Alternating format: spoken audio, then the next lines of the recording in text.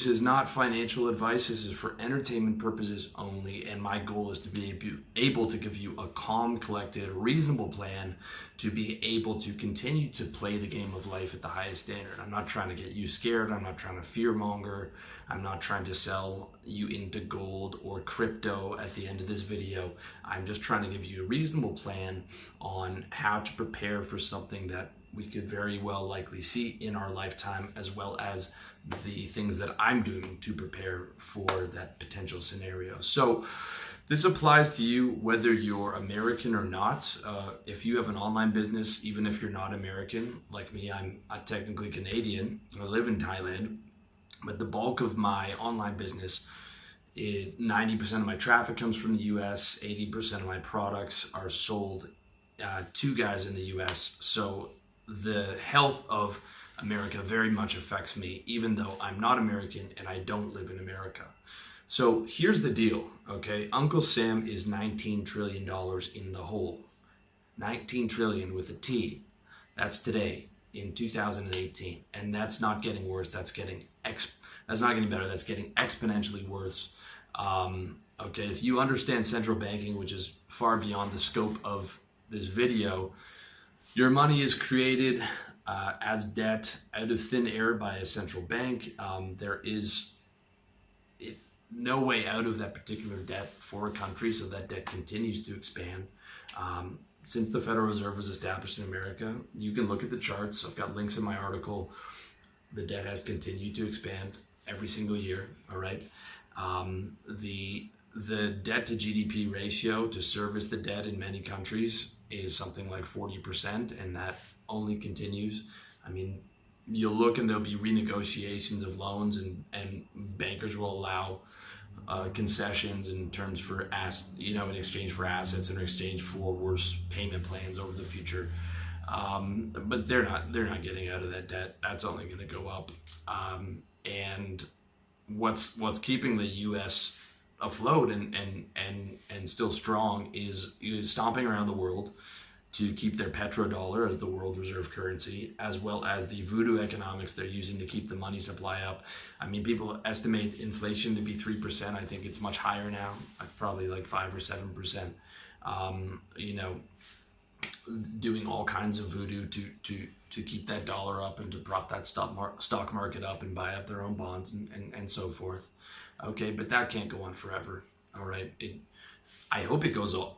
As a businessman, I hope they keep doing it for the next 20 years. Morality aside, okay, I'm not saying that as a moral argument. I'm saying from a business perspective, I hope they keep just injecting whatever they need to do and doing those voodoo spells and just whatever they need to do to just keep that party going for another 20 years.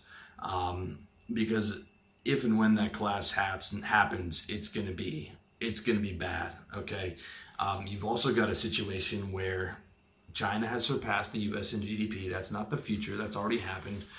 China is continuing to grow. China has not expanded militarily around the world. I mean, within reason. They have a ton of savings on personal levels. They do not live in consumer debt. They are gearing up for a potential trade war with the U.S., which is not going to be good. And they are now hinting at the petro yuan, which is in response to that trade war. They're hinting at launching a petro yuan, which is China's competition as the world reserve currency, which is very, very not good for the U.S. If China becomes a real competitor for the world reserve currency, that is a very bad situation. Being the world's reserve currency, and you can look into the idea of the petrodollar, is half of what's keeping the U.S. afloat right now. Okay, if there is a real competitor for that, that is very, very not good, as Mr. Trump would say. So the other thing to look out for is the stock market. If you can go back and look at the charts, I was a pro trader for my early 20s. Okay, I'll tell you, the market crashes every decade. It's 2018 right now. We're due for another crash within the next couple of years. I'm pleading with my mom to sell all her mutual funds and all her stocks. Hopefully she'll listen. Crash on average, you're looking at like a 10 to 15% correction. Correction's a misnomer. Correction means that like it's supposed to go up and it corrected and it just went down. That's the reality of it. Hopefully that won't be the biblical one. Hopefully it will be propped back up at that point, but we don't know. For me, I'm an optimist. I still feel like we've got 15 or 20 years to go. It might not happen.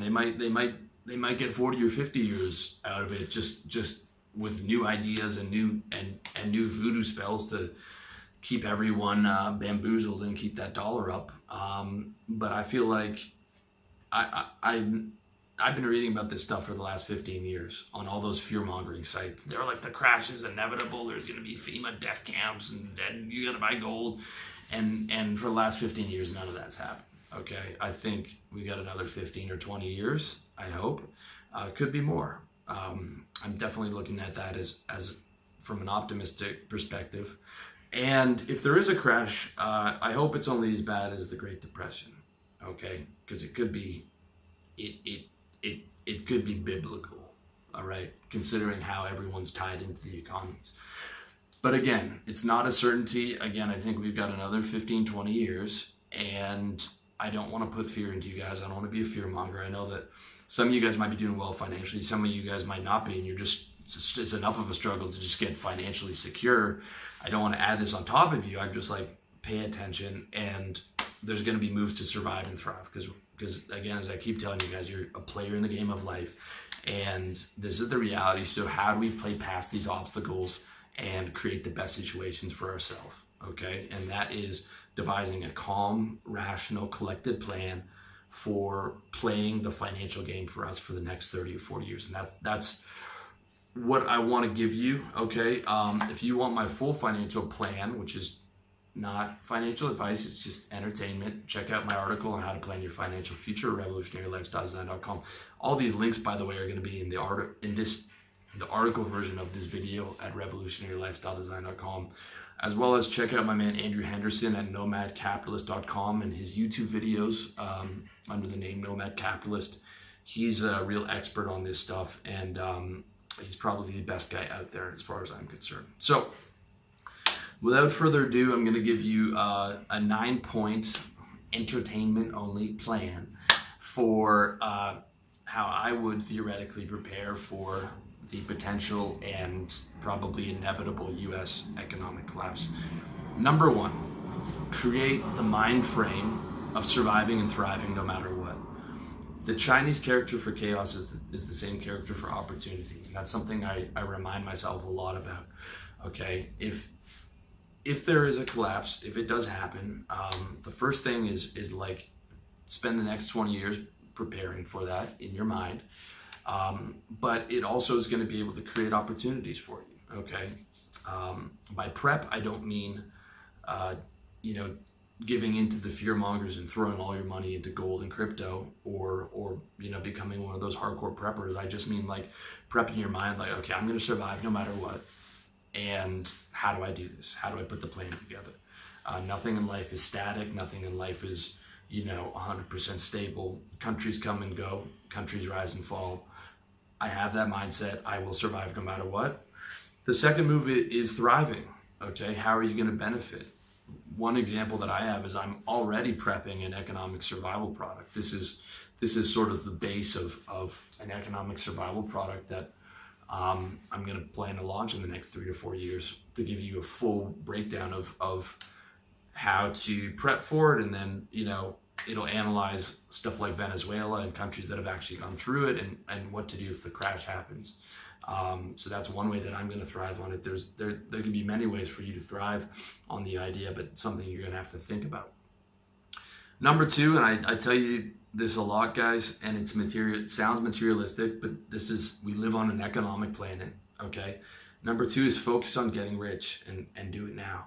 All right. Money is freedom. Money is options. Without money, you don't have options. All the options that I'm talking about in this video and this audio cost money. Okay. And the more money you have, the more freedom you have, the more security you have, the better you are at surviving, the better you're going to be at thriving, and the more options you're going to have to be able to enhance those areas. Okay. You want to get as much money as possible coming in as income and stashed away as savings before the you know what hits the fan. All right, I'm trying not to curse and demonetize this video, but this is the most important point in this video. Get rich, focus on getting into the top 1%, which is $100,000 per year in income in the US. The more the better, and